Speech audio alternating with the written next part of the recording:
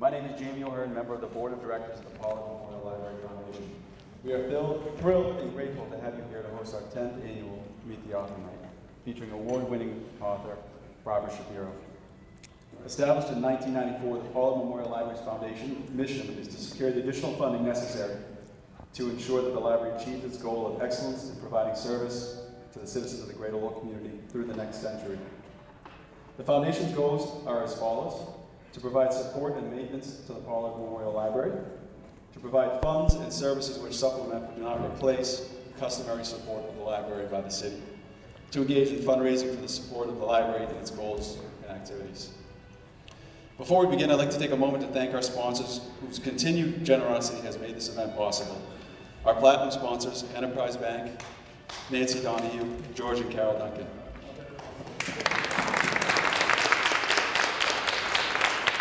Our gold sponsor, DeMoulas Foundation. Our silver sponsors, the Baracus Foundation, Donna and Peter Richards, and Arthur and Catherine Coviello. Our bronze sponsorship level was so generously subscribed that the names are too numerous to mention. But please check out the sign on your way out and afterwards to see all the names. There were a few that were left off, just wanted to mention due to timing. It was a Low 5, Wind Development, Carter Dunn, and the Stadium Liquors provides the liquor for tonight. So thank you to everyone. Many thanks should also be extended to the entire Foundation Board, whose hard work and dedication provided the needed action steps in order to make this evening possible.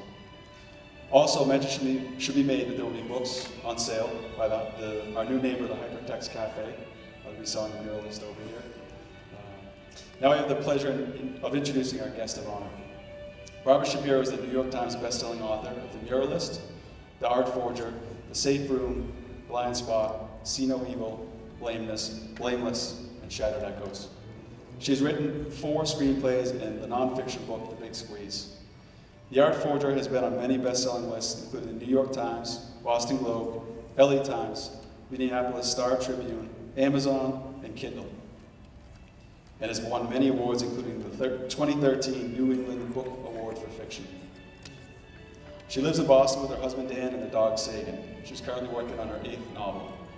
Ladies and gentlemen, please join me in welcoming to the Pollard Memorial Library, Barbara Shapiro.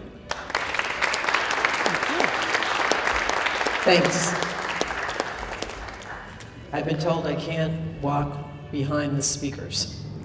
That's what we'll do. So I'll walk in front of the speakers. Well, this is great. Thank you all for coming, and thank you for inviting me. And it's hard to explain what kind of a thrill this is for me. This has been a really long time coming. I wrote 5 novels that were published by major publishers, and they came out and they died. Nobody read them. And so I would like badger booksellers to let me come and do a signing at their stores, and once in a while a couple of them would let me. And I would say to my friends, okay, Jan, you go to Brookline. Gary, you go to Cambridge. Ellen, you go to Newton. Because nobody ever came to hear me except people I knew. And now, I don't know any of you.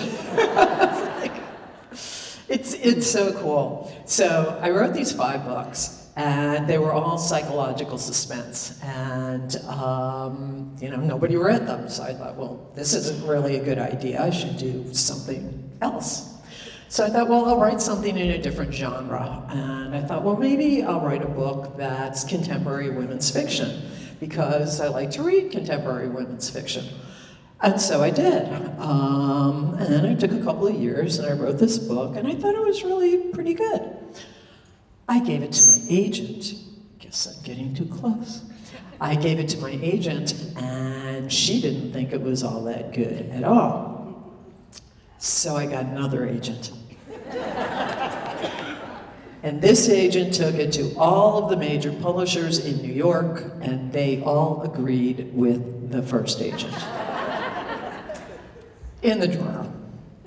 But then I thought, okay, how about I'll write a book that's half women's fiction and half psychological suspense? That would be really good, right? So I spent another couple of years, and that was what I did. And when I was finished, I gave it to my agent. He didn't like it. So I got another agent. And this agent took it to all of the publishers in New York, and every single one of them turned it down. So now, writing is my fourth or fifth career, depending on how you want to count them. And any normal person would be thinking, okay, I could go back to one of those or come up with a new career. But no, writers are not known for being normal. So I thought, what is it that people like to read? Well, people like to read thrillers, right? Everybody loves to read a good thriller. So, great, I'll write a thriller. I had no idea how to write a thriller. So I went to my local library and I found a book, and any of you who want to write thrillers can find this book. Maybe it's in the library. And it's called How to Write the Blockbuster Novel. And in this novel, he says there are 6 things that you need to write the blockbuster novel. You need characters that are bigger than life, and it's got to be on a palette of a whole bunch of geographical areas, and you have to have huge stakes. And so I took notes on this book, and I highlighted it, and then I wrote a thriller that had all 6 things over and over and over again. And this book, not only did I think was good then, I know it's good even now. But agent didn't like it, got a new agent, brought it to booksellers, and every single one of them turned it down.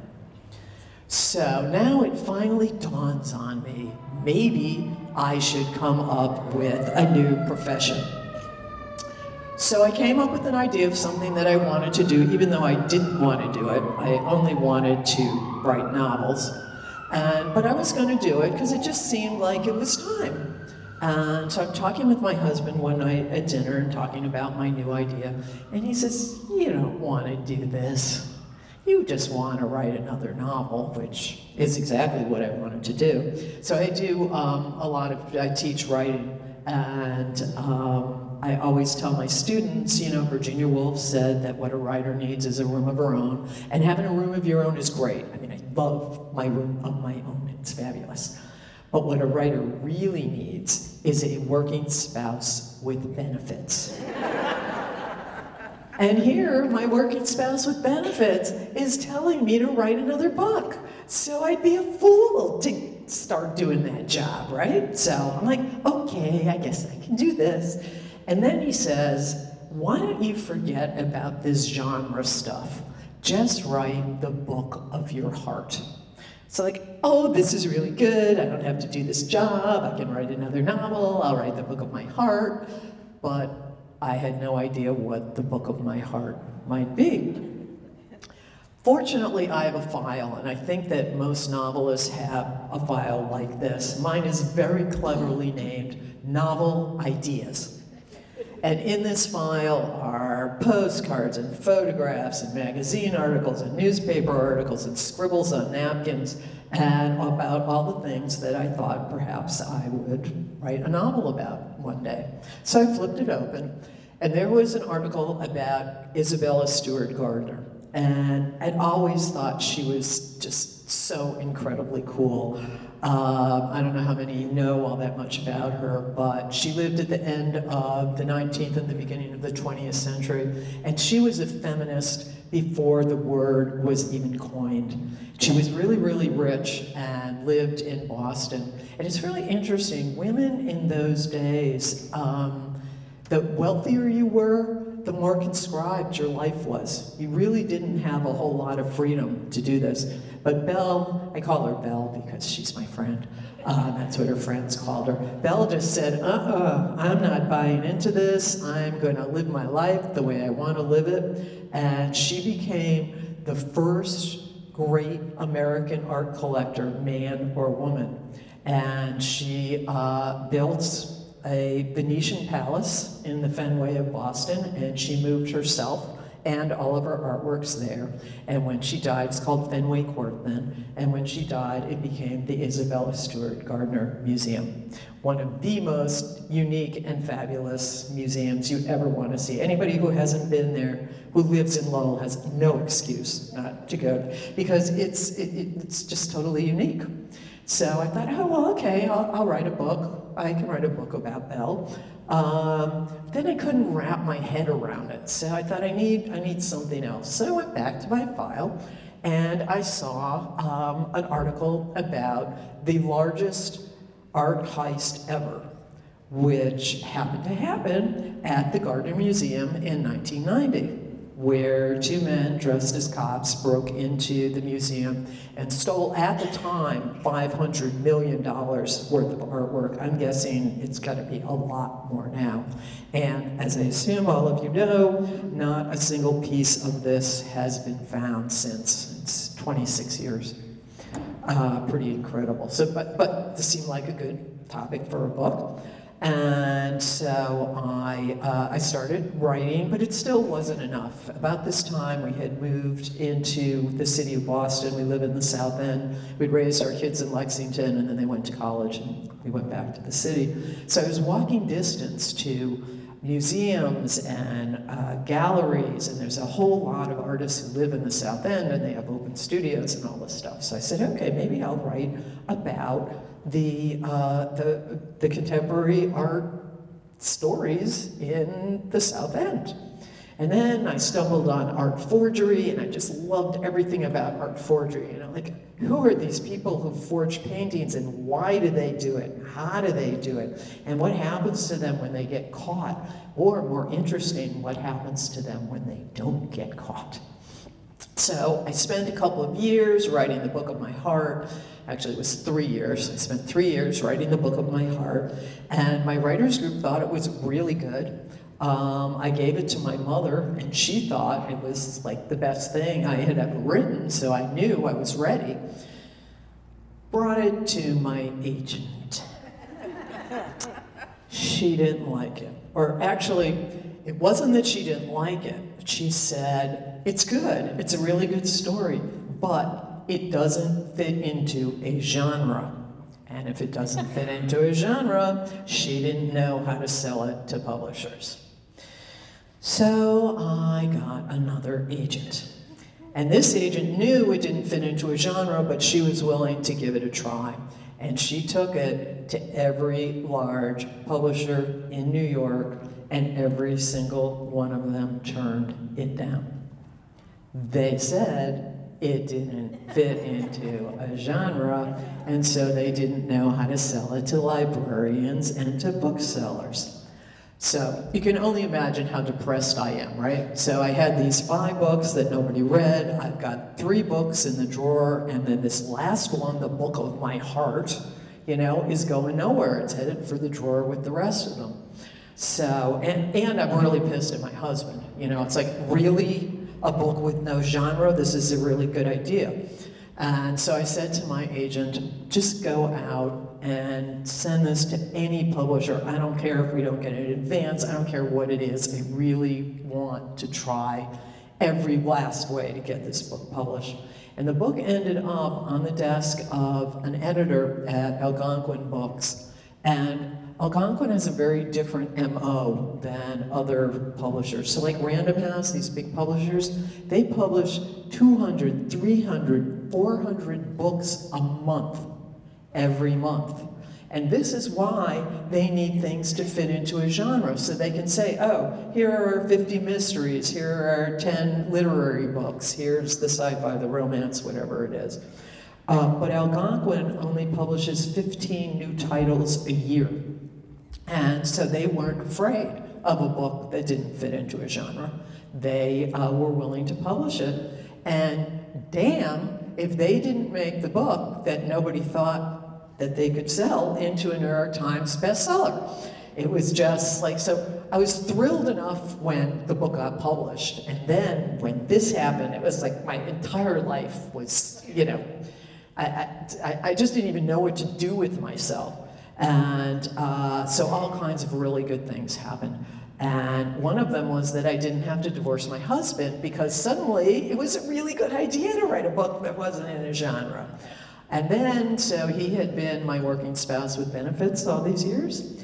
He retired. So now I'm the working spouse without benefits, but you know, fortunately or unfortunately, my benefits are coming down the pike real soon.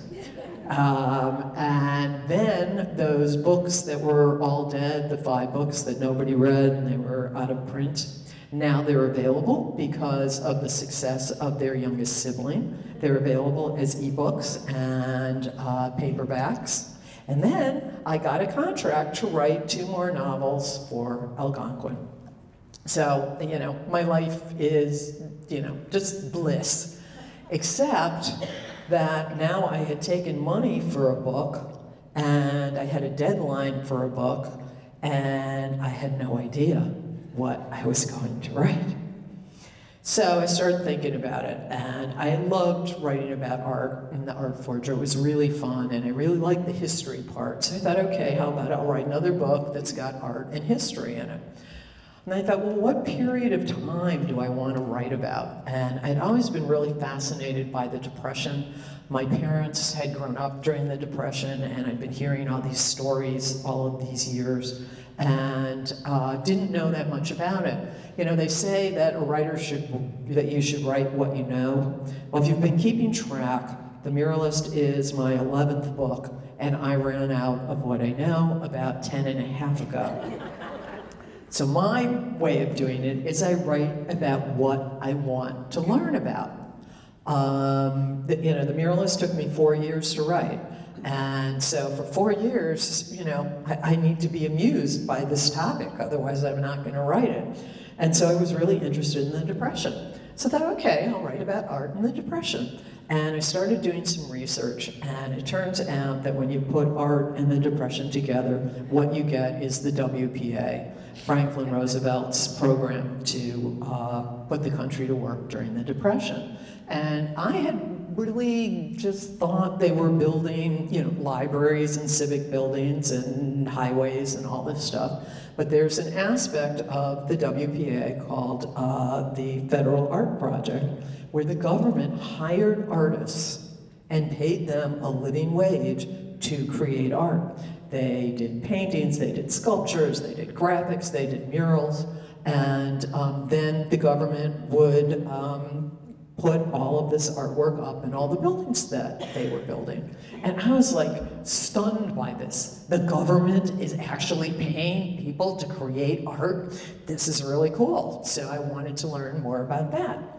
And I started looking into it, and I discovered that there were a number of well-known artists who had worked for the WPA in the late 1930s in New York City. You may have heard of Jackson Pollock, Lee Krasner, Mark Rothko, also Willem de Kooning was there, and Hans Hofmann, and Gorky, and I mean, it was just like this incredible moment in time.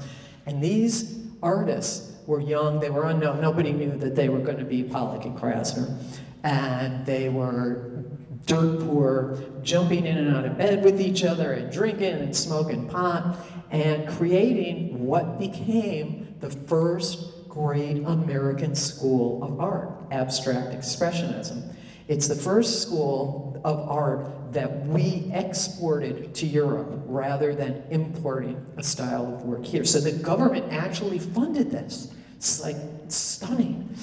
And so I thought, wow, this is really, I'd always liked abstract expressionism, but I didn't know that much about it, so this would be really good. And then I thought, how about I'll make them actual characters in the book, and I'll weave my story around that. So I thought, okay, this is good. I got this idea sounds good. Then I started doing a little bit more research, and I discovered that Eleanor Roosevelt, who is my very favorite historical person ever. She's the only person I've ever done research on who gets better the more you know about them. This is the truth. And it turns out that she was instrumental in creating the FAP, the Federal Art Project, as part of the WPA. And she had been involved with it, and she would go down where they were painting the murals and take artists under her wing. And I thought, wow, okay, I'm going to have Eleanor Roosevelt in this book. and she's going to be a character, and this is going to be really, really cool. So I know a lot of historical novelists, and I've been on a lot of panels with historical novelists, and this whole issue of fact and fiction and how you weave it in and all the different parts of it. And so I actually was speaking last night with a very dear friend, Dawn Tripp, who wrote this fabulous novel called Georgia, about Georgia O'Keeffe. And she likes every fact to be correct, even though it's a novel. And then I've been on panels. I was on a panel with this woman once who writes Elizabethan novels, and she said, I don't care about the facts, I just like the clothes.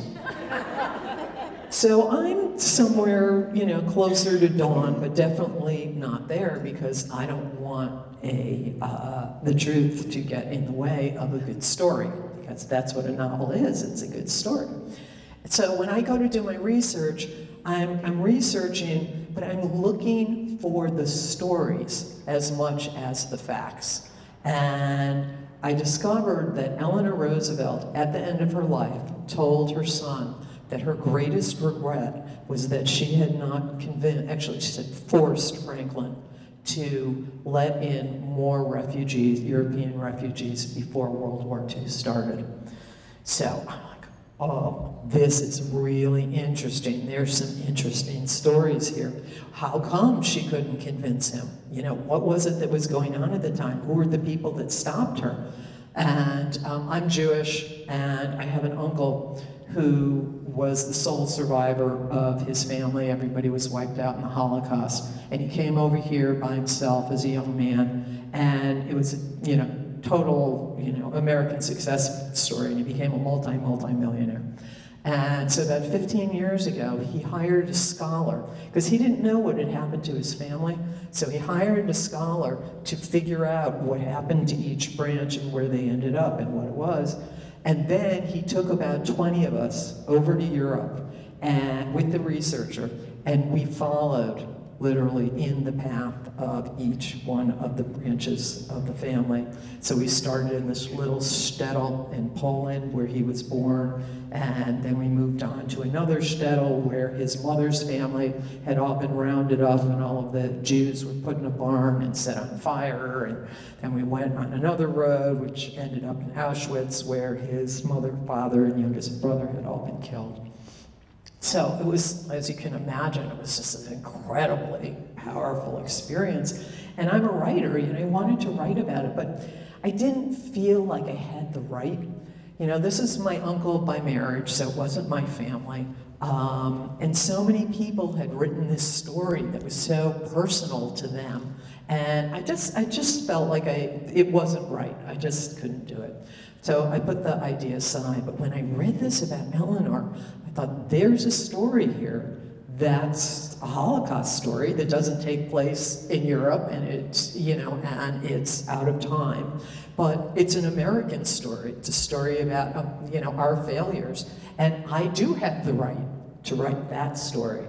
So I started investigating who were the people that were standing in her way. Why couldn't Franklin let in all of these refugees? And there are many familiar names here too. You may have heard of Joe Kennedy, Charles Lindbergh, and a man who I had never heard of called Breckinridge Long.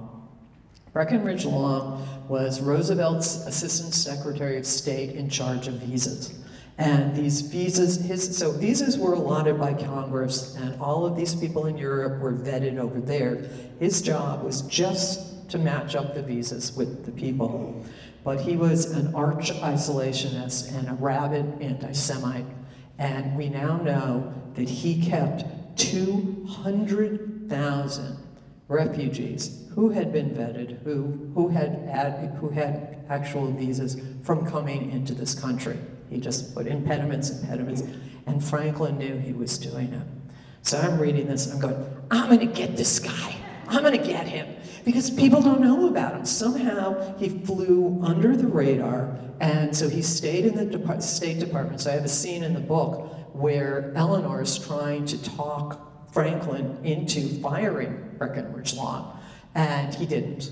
And so he stays in the State Department till the end of the war. Then he retires to a horse farm in Virginia, collects antiques, doesn't die until 1959, never acknowledged he did anything wrong, and obviously never apologized.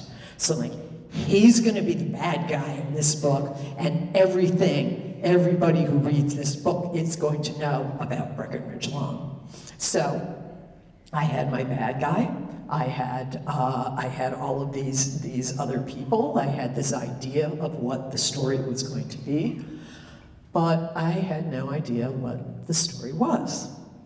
If you come to author talks, I'm sure you've heard novelists talk about how they're writing and then suddenly the characters just leap off the page, go and run away with the story, and they just gallop happily along after them.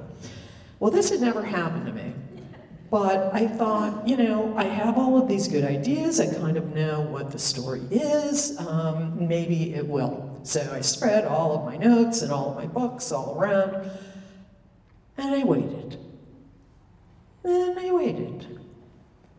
And I waited, and nobody came. So I was forced to come up with an alternative method.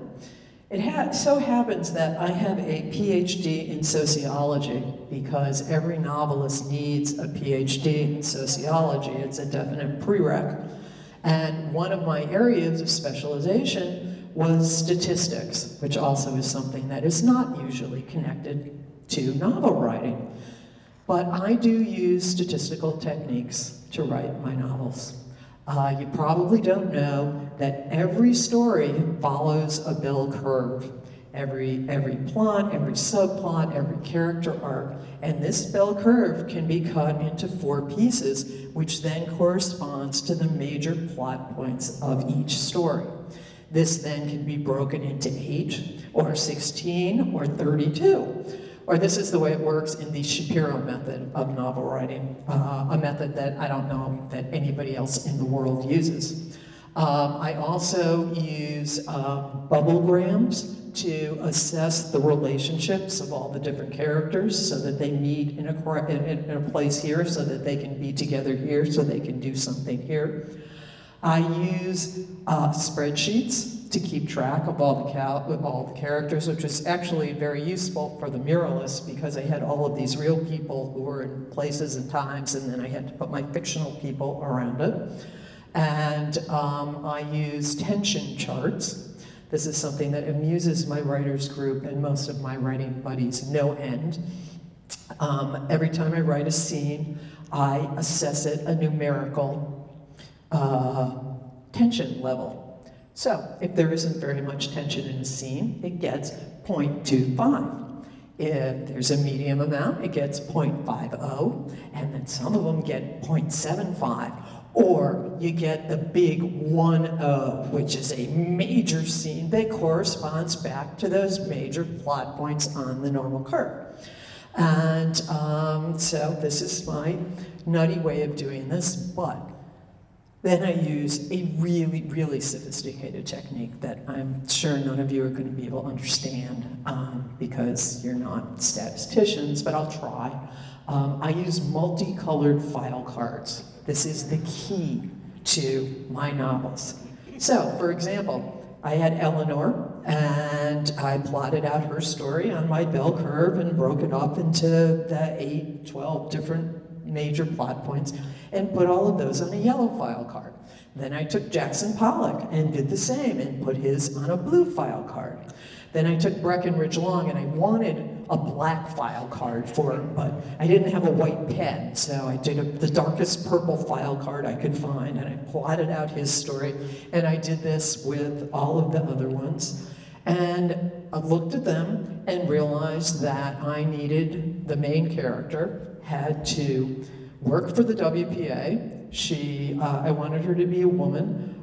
She had to be hanging out with Jackson Pollock and Lee Krasner and Mark Rothko. She had to somehow come into contact with Eleanor Roosevelt, and she had to somehow have something to do with the refugees, and she somehow had to become an enemy of Breckenridge Long. So then I kind of plotted out how that could work, and she had like 32 different cards, and I moved them on. So what I do is I take all of these cards and I put them on my dining room table and then move them around to help me figure out how the whole story can work with all of these sub-stories. I know some of you are looking at me like I'm crazy, and I guess I am.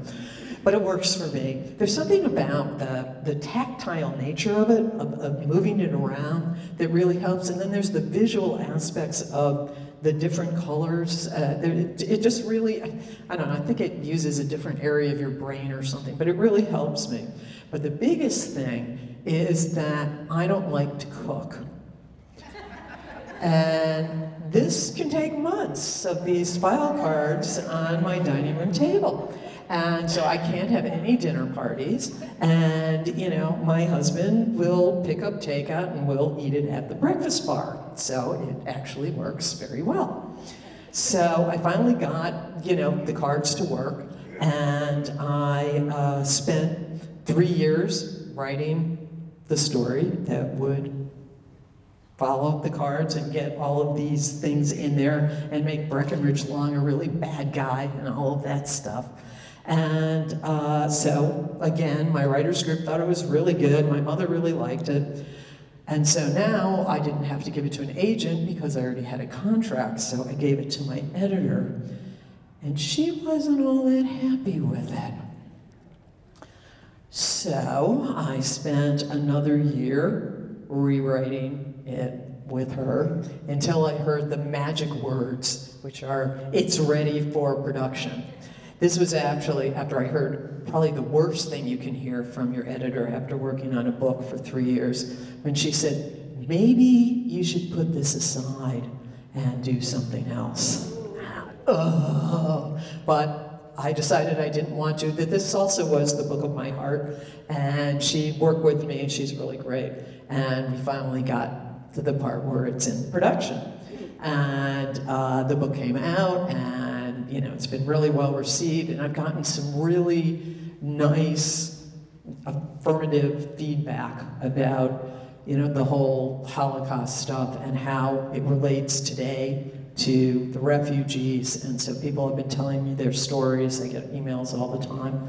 And I've even gotten emails from a couple of Muslims who said, "This is our story too." And that was what I was trying to do. You know, it's like, this is, you know, this is everybody's story. So it's been really great. And now I have to write another book. And because the muralist took so much longer than it was supposed to, by the time I sat down to start to write the other book, I was already past my deadline. So I decided that the muralist and the art forger have history, they have a mystery at their core, there's art, and there's some romance in them. So I decided I'm going to write a trilogy of non-genre books, creating my own non-genre genre. So my new book takes place in the 1920s, and it's about the post-impressionists and the early modern artists. And it takes place in Paris and Philadelphia, and they're all hanging out in Gertrude Stein's salon in Paris with Hemingway and Fitzgerald. And anyway, I'm having a really good time with it, except that, so Annie Dillard, I don't know if any of you know her, but she's a wonderful writer, and she wrote this great book on writing. And one of her lines is that you really need to write a shitty first draft. So Annie would be really, really proud of me, because mine is really, really shitty, but I got the first draft, and then we'll move on from there. So this whole story that I've been telling you, the moral of it, or the bottom line of it, is that after 25 years in the trenches, I am an overnight success. Thank you.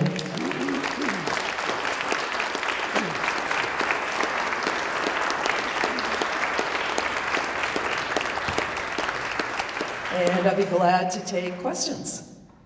So, Yes. when you get your thing all put together with your cards and your bubble wrap, how much do you try to write every day? Is it 8 hours? So how much do I try and write every day? I basically try and write all the time. I'm not doing something else. So like promoting, which takes a big chunk of time, and then there's the social media aspect of the job. And then I do have to sleep and see my friends and husband once in a while.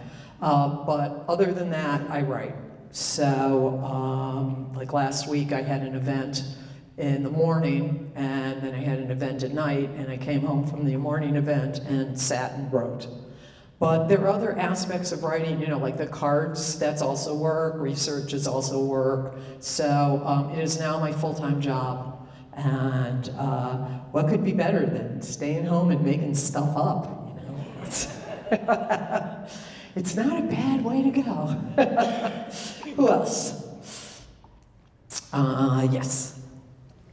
Some authors put out a book a year, and are they researching and coming up with plot lines, or is it the same old? The question is about authors who write one book a year. Generally, the people who write one book a year are genre writers, so they're mystery writers, sci-fi, romance, and in those genres, you have to. Basically, your publishing contract says you need to give us a book on September 1st in 2014, 2015, 2016, because that's what the readers expect. And usually they have some kind of series character who's going through the novels, but it's really hard. I mean, I don't know, I have a lot of friends who are mystery writers, and I don't know how they do it, because they also have to promote their books. So in a year, they have to go out and promote, and they have to come up with a new story, and as soon as they're done, they've got to write the next story.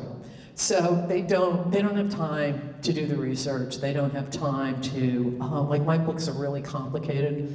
So I was talking to my son, he's a screenwriter, and I was complaining about, I said, next time I write a book, it's gonna be in the present, and it's gonna be a single voice and a single character, and it's not gonna be over too long a period of time. And he started laughing, he goes, oh Ma, since you're not gonna do that, you just like to make it hard on yourself.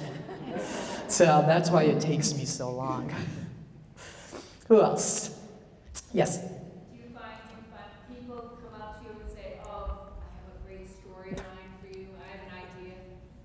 People come up to me all the time and say, I have a great story for you that I want you to write. And I'm like, why don't you write it? This sounds like a really good story for you to write, because you know this story. Yeah, it's really funny the things that people come up and say to writers. It's interesting. That's interesting. You have to have a sense of humor. If you don't have a sense of humor, you cannot do this.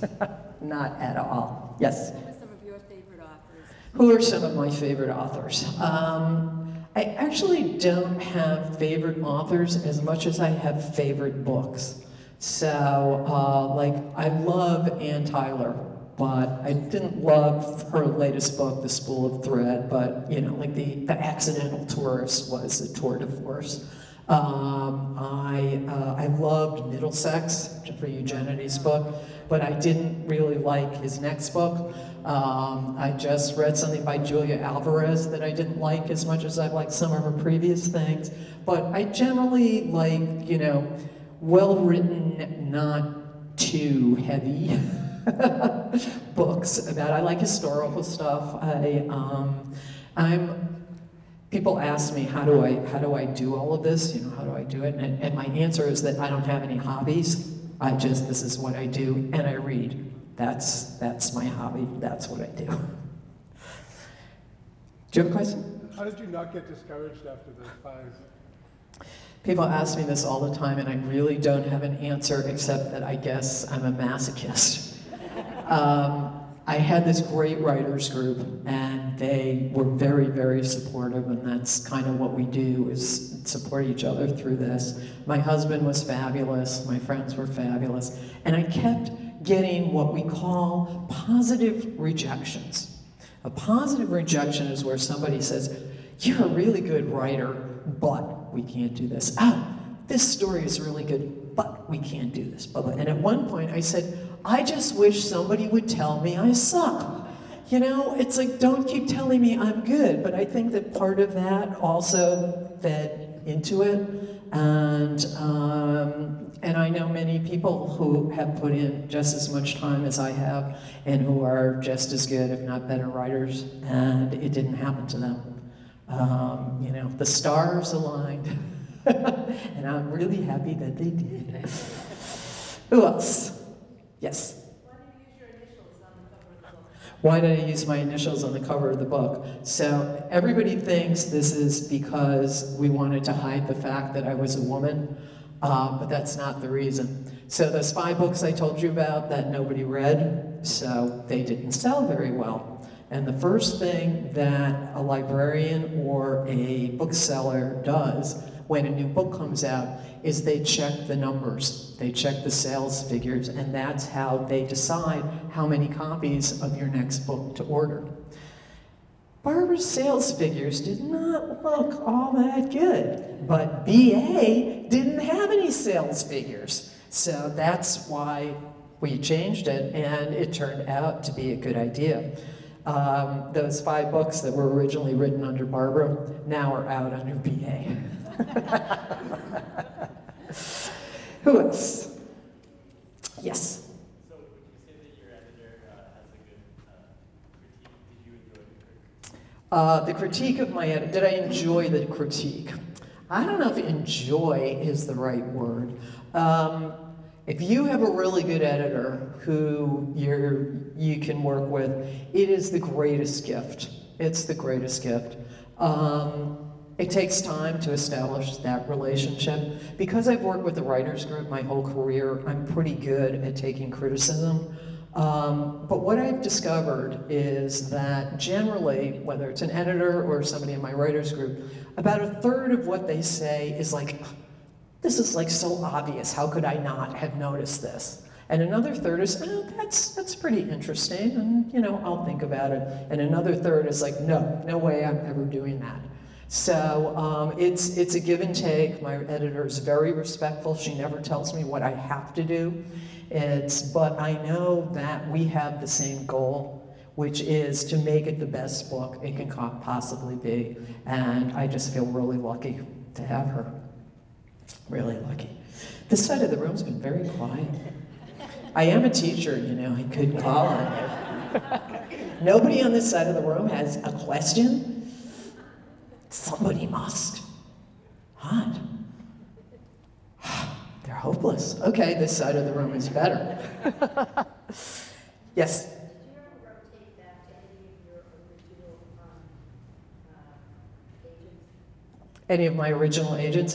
Did I ever rotate back to any of my original agents? I didn't, because the agent that I have who sold the Art Forger is now my agent for the rest of my life, because I'm never going back. The first agent that I had sold my first 4 books, and we became pretty good friends, and she turned down the Art Forger. And when it hit, I was in New York doing some stuff, and we had lunch.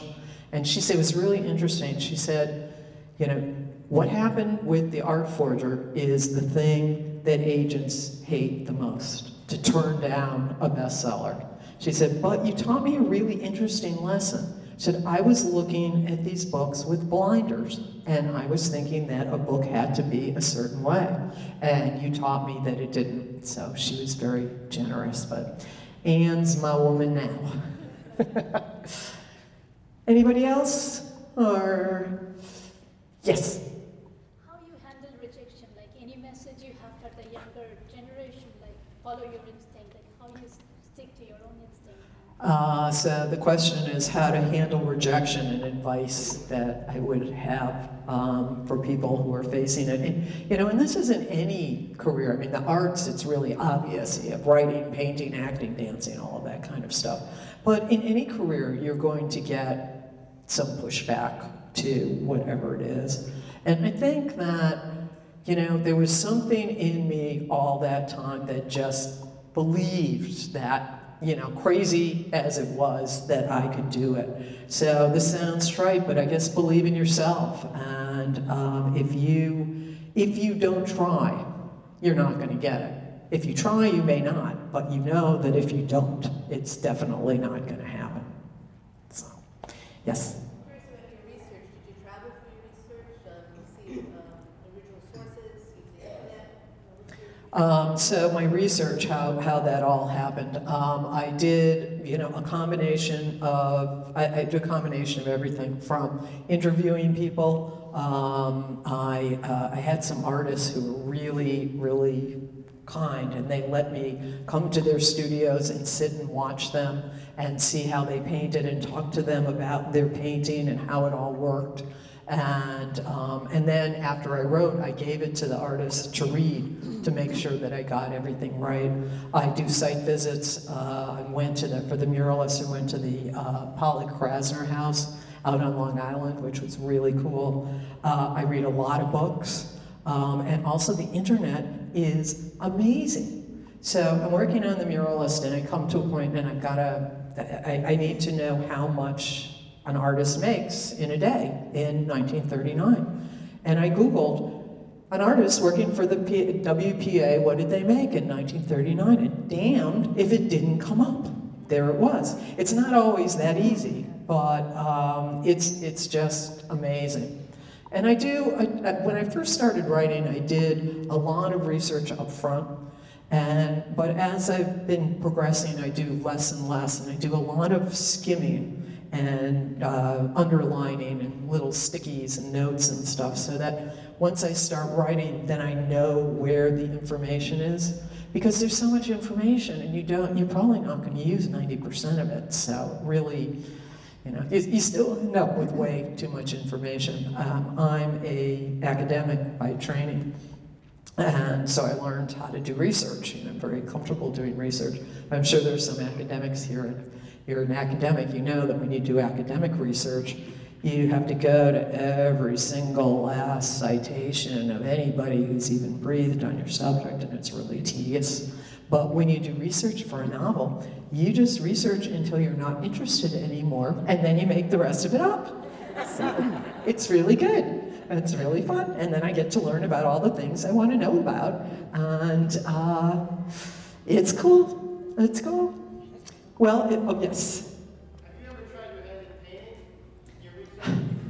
I've never tried to paint because I have no artistic talent. I actually wanted to be an artist when I was a little girl, and my parents were really supportive, and they sent me to art classes, and it became apparent really quickly that this was not where my talents lay. So that's how I became an art appreciator. But people have told me after reading these books that I should try that, because I can picture these, I make up these paintings in the book and I can see them, but I don't know. So maybe someday when I have when I need a hobby, yeah, right, when the contract's up. No, hopefully it's never going to be up. Yes? Did you ever meet a forger? Did I ever meet a forger? Yes, I did, but not until after the book came out. So I never got to talk to a forger for research, but I did use this really great book written by a forger called The Art Forger's Handbook.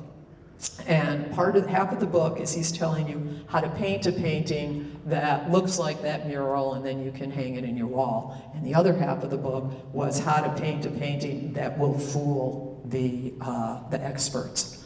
So it wasn't until after The Art Forger came out and I did a panel. So I was in New York, and this guy named Ken Perini, who wrote a book called Caveat Emptor about his life as an art forger. So the panel was him, me, and the guy who was the head of the Gardner heist investigation. And Ken Perini was such a jerk. It was he was like just so impressed with himself. He didn't talk to either one of us. It was also, I never really got, that's the only real art forger I've ever been around, and then I couldn't get anything out of it. Yes? Who are you writing about in Philadelphia, Barnes or artists? Who am I writing about in Philadelphia? Could it be Albert Barnes, or was it somebody else? Well, let's let's just say that Albert Barnes and Violetta DiMaggio, there's the Barnes Foundation in Philadelphia, and it has some similarities to the Gardner situation. He was a very, wealthy, brilliant art collector. He built a building to house all of his art, but it's also very different because he was an amazing jerk. And so I started the book, and it was just going to be about the Barnes Foundation. But it's really interesting. So in this story, the Barnes Foundation, so, they end up, there's a movie made about it, and it's called The Art of the Steal, because people feel like they stole his whole collection and moved it to Philadelphia. And so I thought it would be really good for a book, but I figured out that there's some stories that are really good in real life, but they're not that good as fiction. It just wasn't interesting enough. So now that's the basis of the story, but I've added in a potential murder, a bunch of cons, and my main character is having an affair with Andre Matisse. I like having, in the Muralist, Alizé has an affair with Mark Rothko, and in the Art Forger, Belle may or may not have had an affair with Edgar Degas. So this is really fun. Is that it? Okay. Yes. Have you had any feedback from the folks at the Gardner about that? Oh, feedback from the folks at the Gardner. This is kind of interesting. So, when I started writing the book, which was like it came out 12, so it was maybe like 2008, maybe even earlier, I made the mistake of going to the Gardner and saying, I'm writing a book about the heist. And they're like, no, we will have nothing to do with you. We are not, nothing. If I had said I was writing a book about Belle, they would have been, but I didn't know that. So I was persona non grata there. And I wrote the book, and they had just finished the new wing, and they had this beautiful, huge auditorium. So the head of marketing at Algonquin called and said, how about, we have a big blowout. And they actually yelled at him and said, you are trying to take advantage of our greatest tragedy for your own monetary reasons, and we will have nothing to do with her, nothing to do with the book. We will not carry it in the bookstore, nothing. And then what happened was people read the book and they went to the museum. And they kept talking about how the book, I understand now that on the tours, they do point to where the painting from the Art Forger is. And people kept asking it, and then they would go into the bookstore and ask for it. And so I got a call from the sales rep about a year after the book came out, and she said, guess who just put in a big order? So they've forgiven me, apparently. Yeah, right. I've upped their attendance, so how could they not? Okay, well, thank you so much for inviting me. It was a beautiful room and a great audience. And I'll be happy to sign books and answer any more questions. Thank you, Barbara. As a small gratitude of our token of gratitude, we've got a painting for one of Lowell's famous artists, Janet Lambert. Oh, thank you. It's here. Do you see this? Ooh. Thanks again. Yeah, Thank you, everyone. Thank you.